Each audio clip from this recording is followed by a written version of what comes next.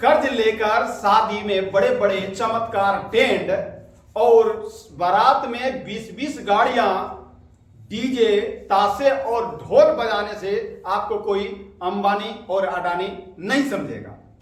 एक दिन की दिखावे में शेरवानी और घोड़े पर बैठकर नकली राजा बनने के लिए आपको कई सालों तक गधा बनकर के काम करना पड़ेगा। जी हां, आप सही सुन रहे हैं। एक दिन नकली राजा घोड़े पर बैठ करके और शेरवानी पहन करके नकली राजा बन रहे हैं, तो याद रखिए आपको कई सालों तक गधा बन करके काम करना पड़ेगा।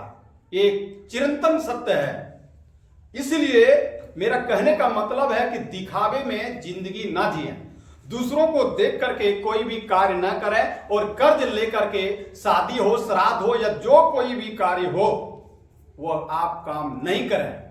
शादी में आपके द्वारा किए गए कार्य या आपके द्वारा किए गए भोज आपके रिश्तेदार, आपके शुभ चिंतक कितने दिन याद रखेंगे?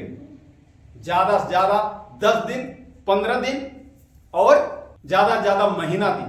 उसके बाद आपने क्या भोज में खिलाया है, क्या किया है, ये भूल जाएंगे।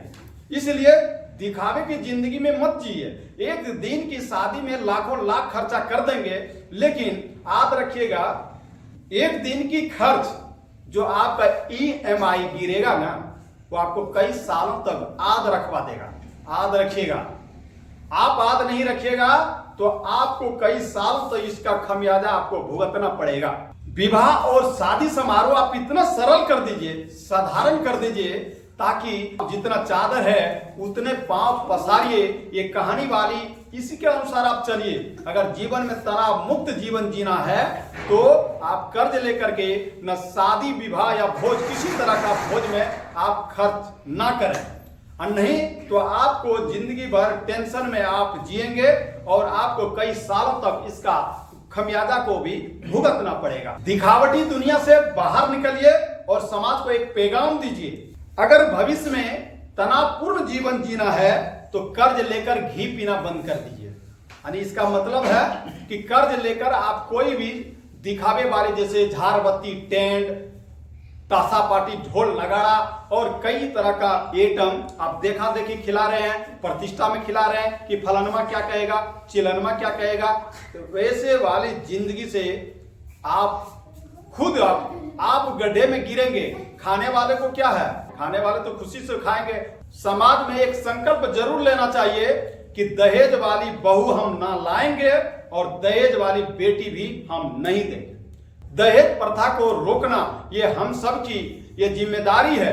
दहेज प्रथा 1800 ईस्वी से लेकर के ही ये रोकने की ये बात चल रही है, लेकिन आज 21वीं सदी जा रही है, लेकिन आज तक नहीं रुका है। हम भी देते हैं, हम भी लेते हैं, लेकिन इस ओर क्या हो रहा है कि लोग कर्ज लेकर के, उधार लेकर के, पैंचा लेकर के लोग शादी में दिखावे की जिंदगी जी रहा है। दहेज भी दे रहा है, दहेज लेने वाला भी ले रहा है, खाने वाला भी खा रहा है। तो इसलिए इस दिखावे की जिंदगी से बाहर निकलिए और शादी विवाह एकदम नॉर्मल करिए, एकदम साधारण करिए। आपको जानकर हैरानी होगी कि टाटा और किर्लोस्कर, जो जानते हैं भारत के सबसे बड़ा उद्योगपति है, टाटा और किर्लोस्कर की जब शादी हुई तो मात्र 60 लोग था।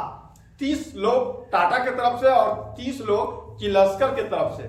60 आदमी के बीच में शादी संपन्न हो गया और हम और आप मिडिल परिवार के लोग इस दिखावे की जिंदगी में जी रहे हैं जैसा मानो कि हम कोई राजा महाराजा है।